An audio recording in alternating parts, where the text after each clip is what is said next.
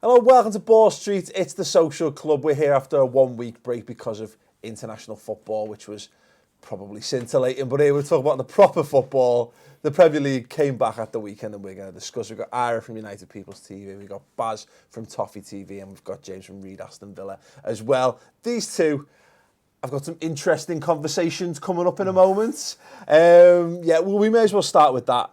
Everton, James, absolutely demolished your boys at the weekend. It was quite depressing, to be honest. I mean, we had a really inspirational kind of result against Man City, a 0-0 draw. We kind of shut them out, and then all of a sudden it all fell apart against Everton.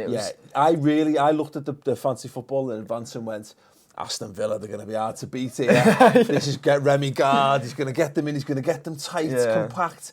I don't think Everton will break them down. It just all fell apart from the first minute when I think it was Barkley that scored the first goal, was it? Yeah, it just all fell apart there. And to be fair to Everton, it was a great move. And then Delafeu just kind of turned it on, and Kieran Richardson just didn't really know what to do with himself. I think he should go home and look at himself. Delafeu turned it on. Yourself, he turned it on, yourself included. Delafeu, big fan. He played well. Love him. He's great, isn't he? He's marvellous. Yeah, he was excellent, Everton. It was just such a easy game, which is a bit... No, I'm not trying to... It was just... Dagger. I'm not. I'm saying... Twisting the night. It was really strange because we done our preview for it last week, and I thought it'd be a tight... I thought Everton would win, but I thought it'd be a tight game. Yeah. I was thinking that maybe a 2-1 or something like that, or a 1-0 maybe. It was... But it was far from it. It was just so easy for you guys to just waltz through our midfield. That's what worried me the most. And also, it's been a kind of a theme that's gone on through this season also, not with just under Remy Gard, but as soon as we concede an early goal, our heads just drop.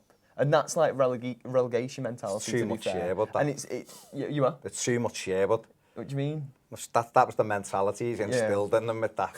Putting his little coats on and stuff. The gilet, get it the right. Gilet. Call it the gilet. Whatever it is. The gilet and all that. But some say he still wears that at home. Oh, of course. He looks like he's just jumped ship. That was a Martin McFly joke. It's fine. I think the most terrifying thing about the whole thing in terms of Villa's defence was Kieran Richardson's hair. Yeah. What was that? I mean, he didn't have that. He didn't have that at United. Nah, Fergie wouldn't have had none of that. He looked like, it was pointed out to me in a WhatsApp group conversation this weekend, that he looked a little bit like Machete. He had a bit of Danny Trejo going on there, didn't he? I'm not sure what to think. I think the point to make out of this is the further away he is from Aston Villa, the better, or from a Premier League football team, if it's hair or performances, to be fair. Because he's just, against Tottenham he was shocking, against Everton he was on toast against Delafeu, and it's really depressing to watch, and it just adds to the plight that we have at Aston Villa, because like our first team left back Jordan Marvey did his ACL again in the France under-21s. Yeah. And I don't think, call me an optimist, but I don't think it would have been so embarrassing if we had him at left back. But, up for debate. Well, look, Kieran Richardson, he's a failed left winger, turned left back, and I don't mind it. Listen, Liverpool tried Stuart Downing at left back for a few years ago, which is mental. But look, he was never that great in general, Richardson. He didn't hit the heights we'd use at all. No, he's just a bit of a utility player, and obviously the utility players at United, never seem to last very long. They normally end up with... Has he played for Sunderland? Utility players either end up from Manchester United, either end up at Villa, Sunderland, or Everton. Look at Eric Jemba. Just making sure he hadn't missed the most obvious one.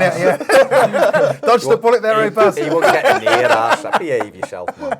I don't need to throw any daggers. He's threw them all himself, hasn't he?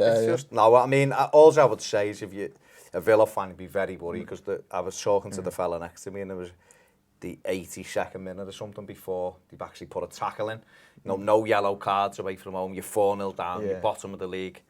You start a game with, never mind a false 9. They just had a false player. Jordan I don't even know what he was, because he don't think he touched the ball. He was dreadful. And just to see, can't let Everton run at you and start playing little triangles, because they will tear you apart, because they are dangerous in those final four play. The four up front. Kone's playing really well at the moment. Barkley is on fire. Delafeu is majestic, and obviously Lukaku's putting the ball in the net. So, when we had Coleman joining in one side, Galloway the other, once that first goal went in, Yeah. It was just a case of, it wasn't a case of if, it was a case of how many Everton again. And I think we got the 4th and we done exactly what we done against Sunderland, which we just went, like, that's our lot So let's now. play through you. Well, your man at the match was Leon Osman, because when we put him on, he broke all our attacks up. That's an absolute mare for us. But no, I mean, look, I do feel for Villa because they were up there with us, and like, you know, they had a big club and stuff like that. But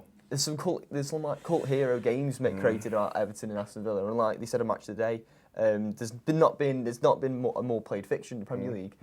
But I will stay optimistic. I do think there is more Everton and the Aston Villa games to come next season, obviously, and I think we'll be fine. I know it's hard to see. The match for the FA Cup. And the Carling Cup League Cup, whatever it is. David Moyes, that's what you need. No, we'll be all right. We'll be all right. Yeah, no, it Give is. him 30 days for guard, isn't it? No, it is, but do we all... So, we'll let you know what. What's the point in being boring? Let's throw our balls to the wall. Do you reckon Villa have got enough to stay up? I think they're doomed, quite frankly. Doomed. Doomed to Doomed. the Championship, playing Birmingham City. And Oh, don't do that to me. See, I was there. We played Villa last game of the season about 4 years ago when Birmingham got relegated. And the Villa fans spent more time listening to the Birmingham scores on the radios and cheering when the goals went in. And with signs saying "Tarara bit blues" and all this, and loving it. Be an interesting one. I bet there'd be 1 or 2 Birmingham fans rubbing their hands with glee if that it's the only comeback I've got when people say to me Birmingham City are a better team than Aston Villa. Other than the European Cup, it's just like we're in the Premier League, mate. Yeah, European Cup. I think. Sorry.